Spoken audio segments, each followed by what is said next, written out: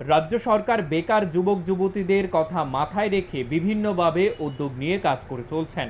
এরই লক্ষ্যে ত্রিপুরাকে শিল্প ও বাণিজ্য ক্ষেত্রে এগিয়ে নিয়ে যাওয়ার দিশায় কাজ করছে মন্ত্রিসভার সদস্যরা।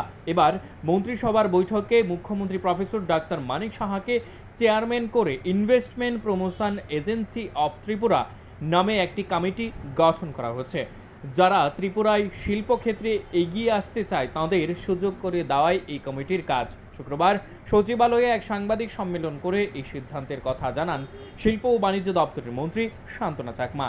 তিনি জানান, নতুন একটি কমিটি এক্সিকিউটিভ সদস্য রয়েছেন দপ্তরের সচিব সহ শীর্ষ আধিকারিকরা।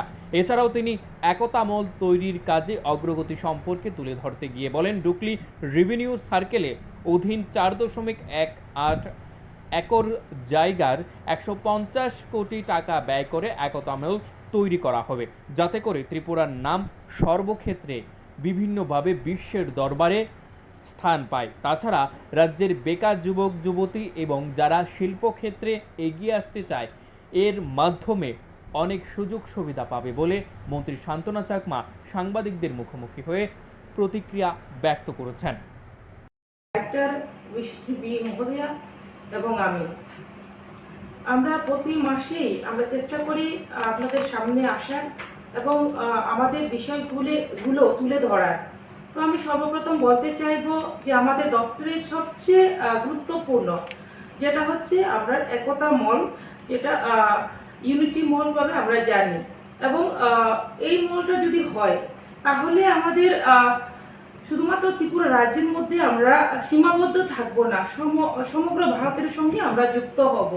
কেননা এই মলটি যদি হয় যে আমাদের ব্যবসার ক্ষেত্রে, বিজনেসের ক্ষেত্রে আমরা এগিয়ে যেতে পারবো, এবং বিশেষ করে আমাদের ত্রিপুরা রাজ্যের বিভিন্ন ডিস্ট্রিক্টে যারা আমাদের ভালো যারা স্কিল যাদের রয়েছে, ভালো জায়গাতে যারা ভালো প্রোডাক্ট করছেন তাদের জন্য সুবিধা হবে।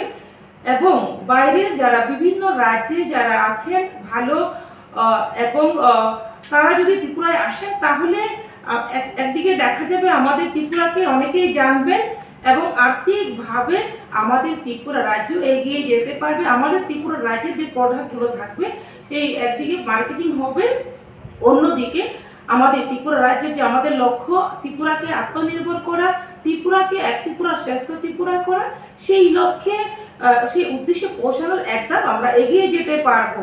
তো আমরা জানি এটা হচ্ছে আমাদের যেটা আমাদের ডুকলি এলাকাতে পড়বে, জায়গা এরিয়া হচ্ছে 4.18 একর জমিতে সেটা হচ্ছে। তো সেটা পুরো খরচ আমাদের লাগবে 150 কোটি টাকা লাগবে। তার মধ্যে আমাদের কেন্দ্র সরকার 114 কোটি টাকা আমাদেরকে দিচ্ছে। তার পাশাপাশি বাকি যে অবশিষ্ট টাকা লাগবে সেটা আমাদের রাজ্য সরকার দেবে। তো আমি বলতে চাই যে এই কাজটা অতি শীঘ্রই হবে। আমরা আগরতলা স্মার্ট সিটিকে আমরা সেই কাজটা করার জন্য দিয়েছি, এবং ওনারা অলরেডি দুটো এজেন্সিকে যৌথভাবে কাজের জন্য ওনাদেরকে দেওয়া হয়েছে। তো অতি শীঘ্রই সেই কাজ শুরু হবে। আমি আশাবাদী যে এই ইউনিটি মলটা যদি হয় তাহলে আমাদের ত্রিপুরা রাজ্যে আমাদের অনেক ক্ষেত্রে আমরা এগিয়ে যাব। তার পাশাপাশি আমাদের শিল্প বাণিজ্য দপ্তরকে ব্যবসার ক্ষেত্রে বিশেষ করে আরও যাতে ডেভেলপ করতে পারি, তো তার জন্য একটা কমিটি গঠন করা হয়েছে, যেটা লাস্ট আমাদের ক্যাবিনেট মিটিং, সেই ক্যাবিনেট মিটিংয়ে কমিটি গঠন করা হয়েছে। Tripura investment promotion agency committee গঠন করা হয়েছে। সেখানে মেন কমিটিতে থাকছেন আমাদের চেয়ারম্যান হিসেবে, গভর্নমেন্ট বডিতে থাকছেন আমাদের মাননীয় মুখ্যমন্ত্রী, এবং আমাদের একটা এক্সিকিউটিভ কমিটি, সেই কমিটির চিফ এক্সিকিউটিভ অফিসার হিসেবে থাকছেন ডিপার্টমেন্টের সেক্রেটারি।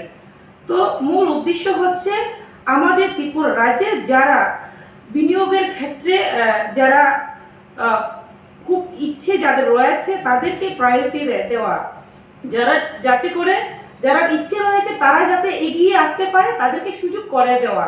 তার পাশাপাশি ত্রিপুরাকে ভারতের ভিতরে এবং বিদেশেও যাতে বিশ্বমানের বিনিয়োগের স্থান করা যায়, গন্তব্যস্থল করা যায়, সেই দিকে লক্ষ্য রেখে এই কমিটি গঠন করা হয়েছে, যাতে করে স্বচ্ছতা একদিকে যাতে ব্যবসার ক্ষেত্রে আরো ব্যবসাকে বাড়ানো যায়, তার জন্য এই কমিটি। আমি আশাবাদী এই কমিটির মাধ্যমে আমরা আরো এগিয়ে যেতে পারবো, আমাদের যে দপ্তর, আমাদের শিল্প বাণিজ্য ক্ষেত্রে আমরা এগিয়ে যেতে পারবো। বিনিয়োগের ক্ষেত্রে আপনারা দেখেছেন যে আমাদের ত্রিপুরা রাজ্য অন্যান্য রাজ্যের, আমরা ছোট্ট রাজ্য হচ্ছে ত্রিপুরা, কিন্তু ছোট হলেও আমাদের ত্রিপুরা রাজ্য কিন্তু অনেক ভালো কাজ করছে। আমি আশাবাদী আমরা ত্রিপুরাকে একটা মডেল স্টেট আমরা গড়তে পারবো। তো বিনিয়োগের ক্ষেত্রে আপনারা লক্ষ্য করেছেন যে গত 6 মার্চ 2024-এ নয়াদিল্লিতে একটা আমাদের উত্তর পূর্ব বিনিয়োগ যে শীর্ষ সম্মেলন হয়েছিল, সেই সম্মেলনে আমাদের ত্রিপুরা থেকেও নর্থ ইস্টের বিভিন্ন স্টেটের পাশাপাশি আমাদের ত্রিপুরা রাজ্য সেখানে উপস্থিত ছিল, এবং সেখানে কিছু ইনভেস্টরদের সাথে স্বাক্ষর হয়েছিল। 14টা আমাদের স্বাক্ষর হয়েছিল, তার মধ্যে বর্তমানে 6টি বিনিয়োগকারীর সঙ্গে আমাদের বর্তমানে আমাদের ত্রিপুরাতে বিনিয়োগ ওনারা করছেন। Bureau report, news live 24 Tripura.